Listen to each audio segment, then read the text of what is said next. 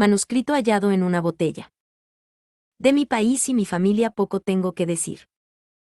Un trato injusto y el andar de los años me arrancaron del uno y me alejaron de la otra. Mi patrimonio me permitió recibir una educación esmerada, y la tendencia contemplativa de mi espíritu me facultó para ordenar metódicamente las nociones que mis tempranos estudios habían acumulado.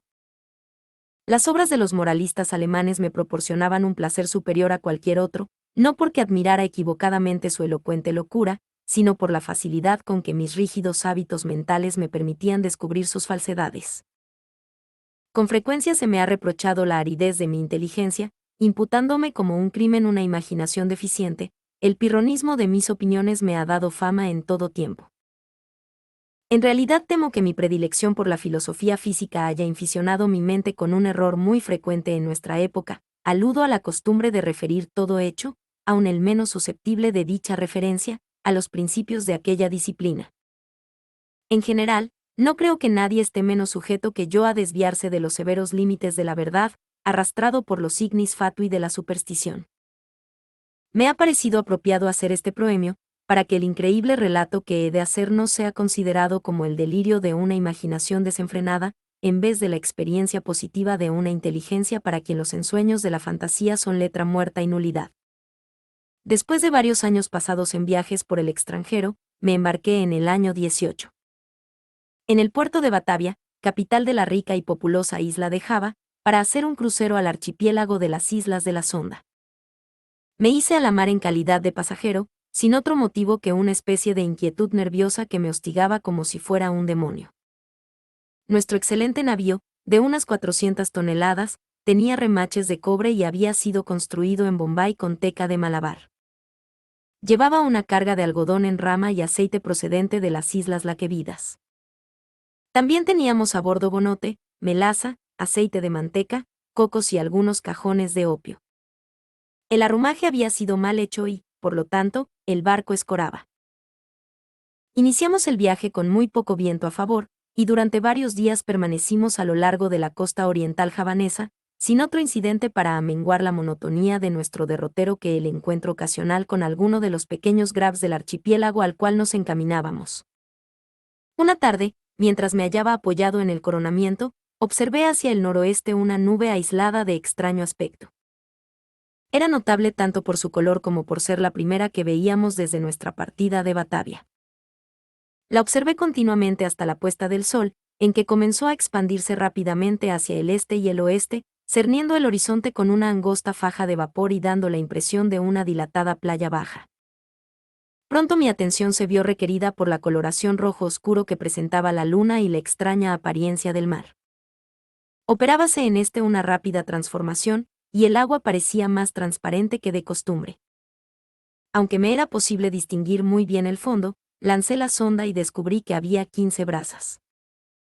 El aire se había vuelto intolerablemente cálido y se cargaba de exhalaciones en espiral semejantes a las que brotan del hierro al rojo. A medida que caía la noche cesó la más ligera brisa y hubiera sido imposible concebir calma más absoluta. La llama de una bujía colocada en la popa no oscilaba en lo más mínimo, y un cabello, sostenido entre dos dedos, colgaba sin que fuera posible advertir la menor vibración.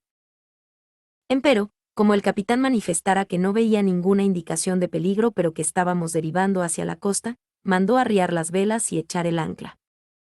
No se apostó ningún vigía y la tripulación, formada principalmente por malayos, se tendió sobre el puente a descansar. En cuanto a mí, bajé a la cámara, apremiado por un penoso presentimiento de desgracia. Todas las apariencias me hacían ver la inminencia de un huracán. Transmití mis temores al capitán, pero no prestó atención a mis palabras y se marchó sin haberse dignado contestarme. Mi inquietud, sin embargo, no me dejaba dormir, y hacia medianoche subí a cubierta.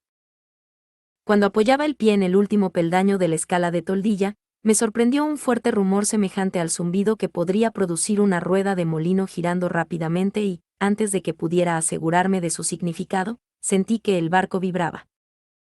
Un instante después un mar de espuma nos caía de través y, pasando sobre el puente, barría la cubierta de proa a popa. La excesiva violencia de la ráfaga significó en gran medida la salvación del navío. Aunque totalmente sumergido, como todos sus mástiles habían volado por la borda, surgió lentamente a la superficie al cabo de 1 minuto y, vacilando unos instantes bajo la terrible presión de la tempestad, acabó por enderezarse. Imposible me sería decir por qué milagro escapé a la destrucción. Aturdido por el choque del agua volvía en mí para encontrarme encajado entre el codaste y el gobernalle. Me puse de pie con gran dificultad y, mirando en torno presa de vértigo, se me ocurrió que habíamos chocado contra los arrecifes, tan terrible e inimaginable era el remolino que formaban las montañas de agua y espuma en que estábamos sumidos. Un momento después oí la voz de un viejo sueco que se había embarcado con nosotros en el momento en que el buque se hacía a la mar. Lo llamé con todas mis fuerzas y vino tambaleándose. No tardamos en descubrir que éramos los únicos supervivientes de la catástrofe. Todo lo que se hallaba en el puente había sido barrido por las olas, el capitán y los oficiales debían haber muerto mientras dormían, ya que los camarotes estaban completamente inundados. Sin ayuda, poco era lo que podíamos hacer, y nos sentimos paralizados por la idea de que no tardaríamos en zozobrar. Como se supondrá, el cable del ancla se había roto como un bramante al primer embate del huracán, ya que de no ser así nos habríamos hundido en un instante. Corríamos a espantosa velocidad, y las olas rompían sobre cubierta. El maderamen de popa estaba muy destrozado y todo el navío presentaba gravísimas averías, empero, vimos con alborozo que las bombas no se habían atascado y que el lastre no parecía haberse desplazado. Ya la primera furia de la ráfaga estaba amainando y no corríamos mucho peligro por causa del viento, pero nos aterraba la idea de que cesara completamente, sabedores de que naufragaríamos en el agitado oleaje que seguiría de inmediato. Este legítimo temor no se vio, sin embargo, verificado. Durante 5 días y 5 noches, durante los cuales nos alimentamos con una pequeña cantidad de melaza de azúcar, trabajosamente obtenida en el castillo de proa, el desmelenado navío corrió a una velocidad que desafiaba toda medida, impulsado por sucesivas ráfagas que, sin igualar la violencia de la primera, eran sin embargo más aterradoras que cualquier otra tempestad que hubiera visto antes. Con pequeñas variantes navegamos durante los primeros 4 días hacia el sud-sudeste y debimos de pasar cerca de la costa de Nueva Holanda. Al 5.º día el tiempo se puso muy frío, aunque el viento había girado un punto hacia el norte. El sol se alzó con una coloración amarillenta y enfermiza y remontó unos pocos grados sobre el horizonte, sin irradiar una luz intensa. No se veían nubes y, sin embargo, el viento arreciaba más y más, soplando con furiosas ráfagas irregulares. Hacia mediodía, hasta donde podíamos calcular la hora, el sol nos llamó de nuevo la atención. No daba luz que mereciera propiamente tal nombre, sino un resplandor apagado y lúgubre, sin reflejos, como si todos sus rayos estuvieran polarizados. Poco antes de hundirse en el henchido mar, su fuego central se extinguió bruscamente, como si un poder inexplicable acabara de apagarlo. Solo quedó un aro pálido y plateado, sumergiéndose en el insondable mar.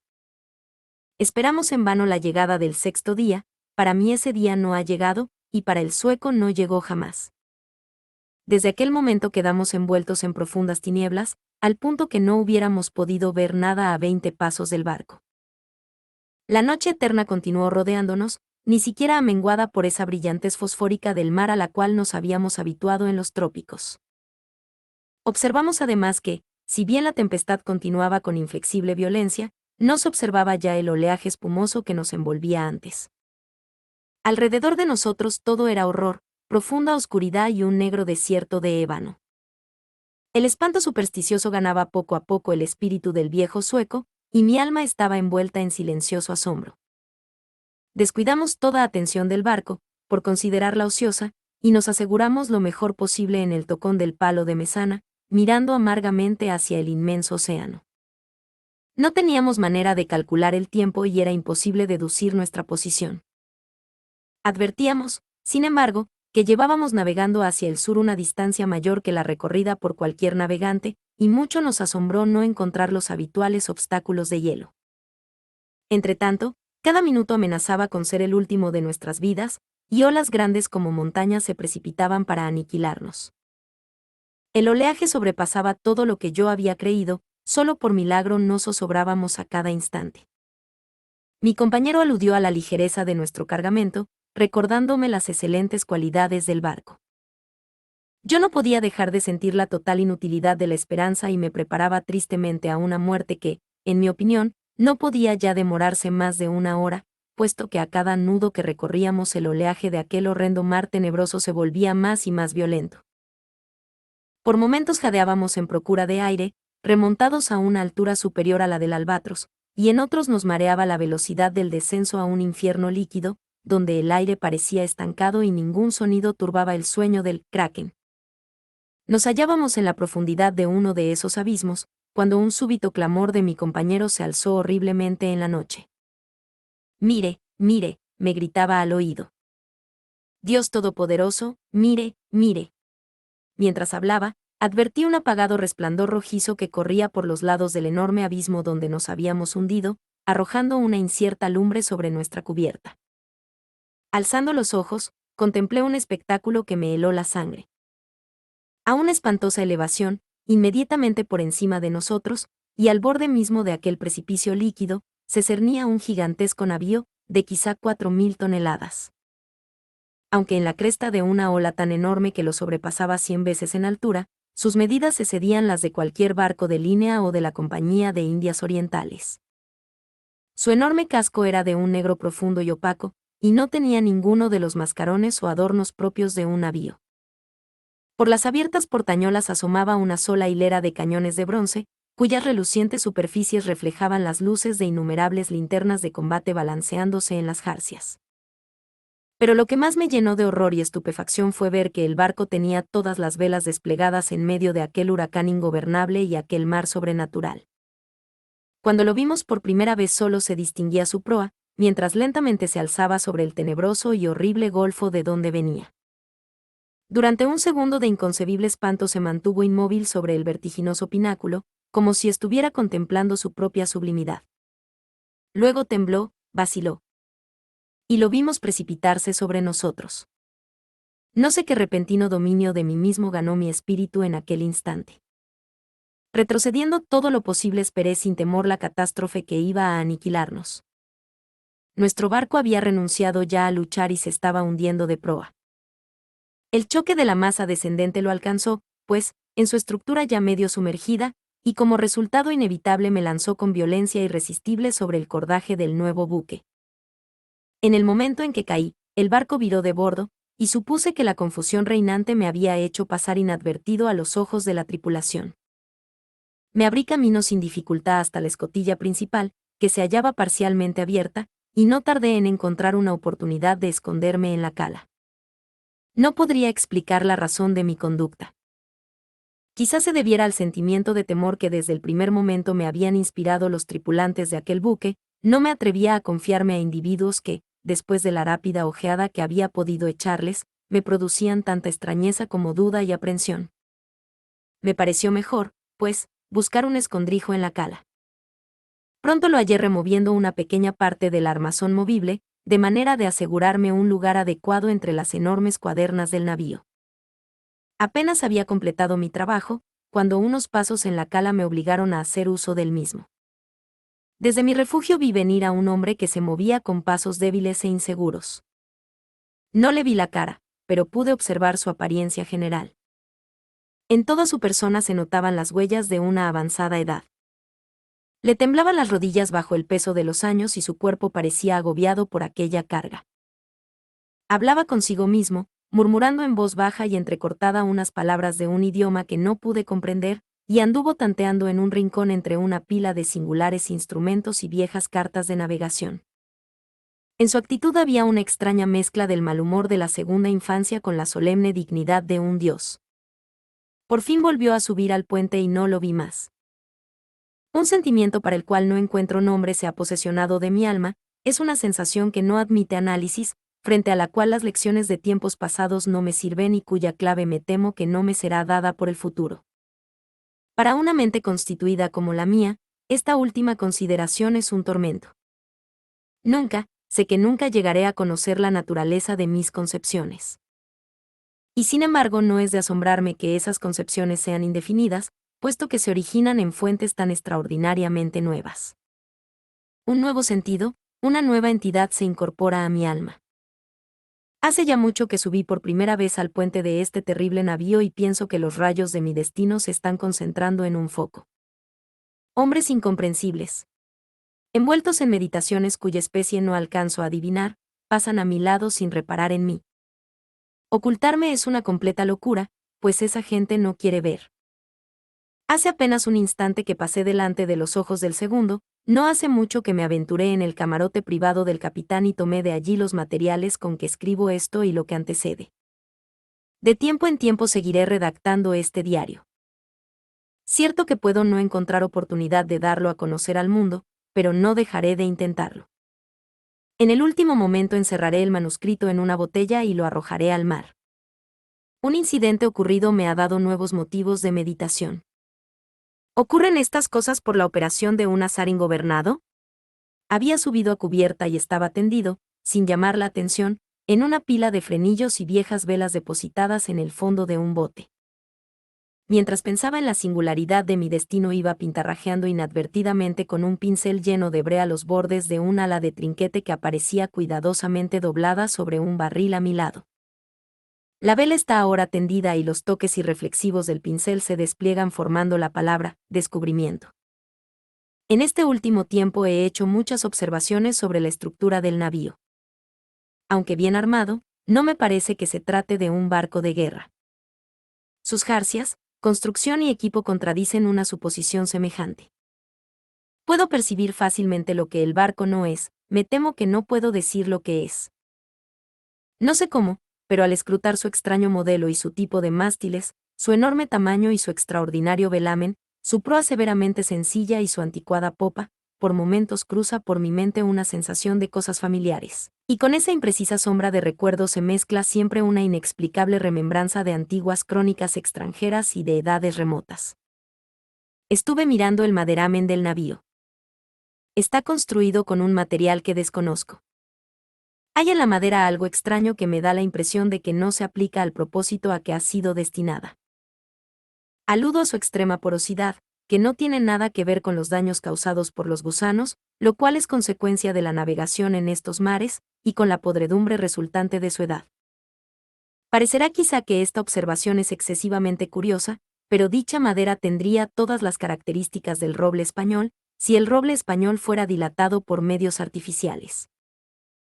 Al leer la frase que antecede viene a mi recuerdo un extraño dicho de un viejo lobo de mar holandés: tan seguro es, afirmaba siempre que alguien ponía en duda su veracidad, como que hay un mar donde los barcos crecen como el cuerpo viviente de un marino.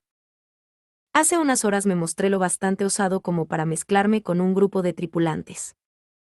No me prestaron la menor atención y, aunque me hallaba en medio de ellos, no dieron ninguna señal de haber reparado en mi presencia. Al igual que el primero que había visto en la cala, todos mostraban señales de una avanzada edad.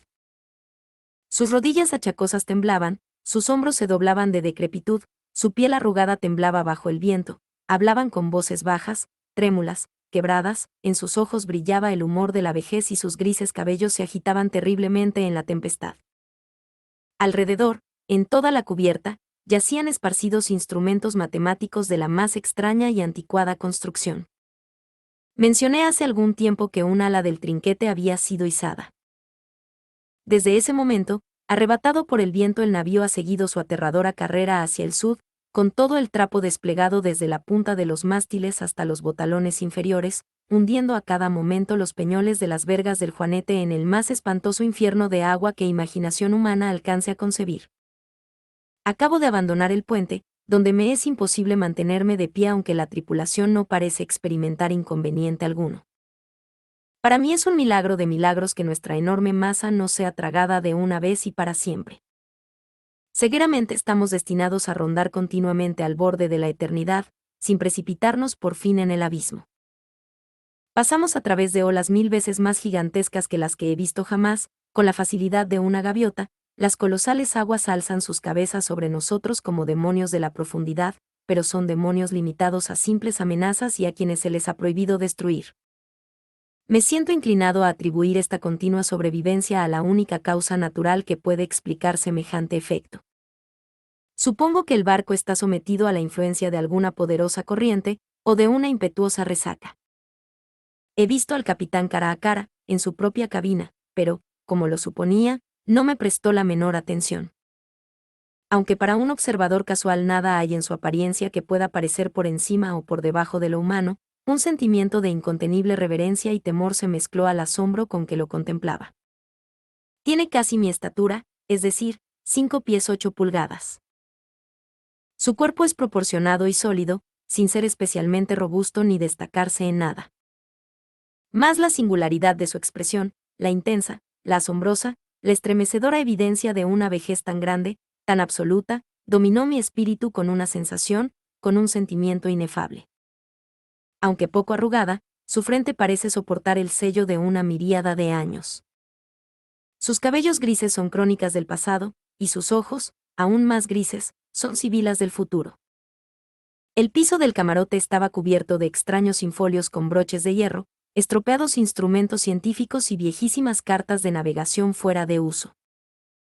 El capitán apoyaba la cabeza en las manos, mientras contemplaba con llameantes e inquietos ojos un papel que tomé por una comisión, y que en todo caso ostentaba la firma de un monarca. Murmuraba para sí mismo, como lo había hecho el primer marinero a quien vi en la cala, palabras confusas y malhumoradas en un idioma extranjero, y, aunque estaba a un paso de mí, su voz parecía llegar a mis oídos desde una milla. El barco y todo lo que contiene está impregnado por el espíritu de la vejez. La tripulación se desliza de aquí para allá, como los fantasmas de siglos sepultados, sus ojos reflejan un pensar ansioso e intranquilo, y cuando sus dedos se iluminan bajo el extraño resplandor de las linternas de combate, me siento como no me he sentido jamás, aunque durante toda mi vida me interesaron las antigüedades y me saturé con las sombras de rotas columnas en Baalbek, en Tadmor y en Persépolis, hasta que mi propia alma se convirtió en una ruina. Al mirar en torno, me avergüenzo de mis anteriores aprensiones.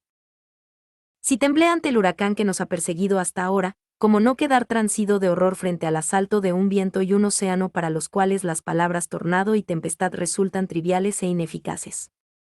En la vecindad inmediata del navío reina la tiniebla de la noche eterna y un caos de agua sin espuma, pero a una legua, a cada lado, alcanzan a verse a intervalos y borrosamente, gigantescas murallas de hielo que se alzan hasta el desolado cielo y que parecen las paredes del universo. Tal como imaginaba, no hay duda de que el navío está en una corriente, si cabe dar semejante nombre a una marea que, aullando y clamando entre las paredes de blanco hielo, corre hacia el sud con la resonancia de un trueno y la velocidad de una catarata cayendo a pico. Supongo que es absolutamente imposible concebir el horror de mis sensaciones, sin embargo, sobre mi desesperación predomina la curiosidad de penetrar en los misterios de estas horribles regiones, y me reconcilia con la más atroz apariencia de la muerte. Es evidente que nos precipitamos hacia algún apasionante descubrimiento, un secreto incomunicable cuyo conocimiento entraña la destrucción. Quizá esta corriente nos lleva hacia el polo sur mismo. Preciso es confesar que una suposición tan desorbitada en apariencia tiene todas las probabilidades a su favor. La tripulación recorre el puente con pasos inquietos y vacilantes, pero noto en sus fisonomías una expresión donde el ardor de la esperanza sobrepasa la apatía de la desesperación. El viento sigue, entre tanto, de popa, y como llevamos desplegadas todas las velas, hay momentos en que el barco se ve levantado sobre el mar. ¡Oh, horror de horrores! El hielo acaba de abrirse a la derecha y a la izquierda, y estamos girando vertiginosamente, en inmensos círculos concéntricos, bordeando un gigantesco anfiteatro, cuyas paredes se pierden hacia arriba en la oscuridad y la distancia. Pero poco tiempo me queda para pensar en mi destino. Los círculos se están reduciendo rápidamente. Nos precipitarnos en el torbellino. Y entre el rugir, el aullar y el tronar del océano y la tempestad del barco se estremece. ¡Oh, Dios! Y se hunde. Nota. El manuscrito hallado en una botella se publicó por primera vez en 1831, pasaron muchos años antes de que llegaran a mi conocimiento los mapas de Mercator, en los cuales se representa al océano como precipitándose por 4 bocas en el Golfo Polar, norte, para ser absorbido por las entrañas de la Tierra. El polo aparece representado por una roca negra, que se eleva a una altura prodigiosa.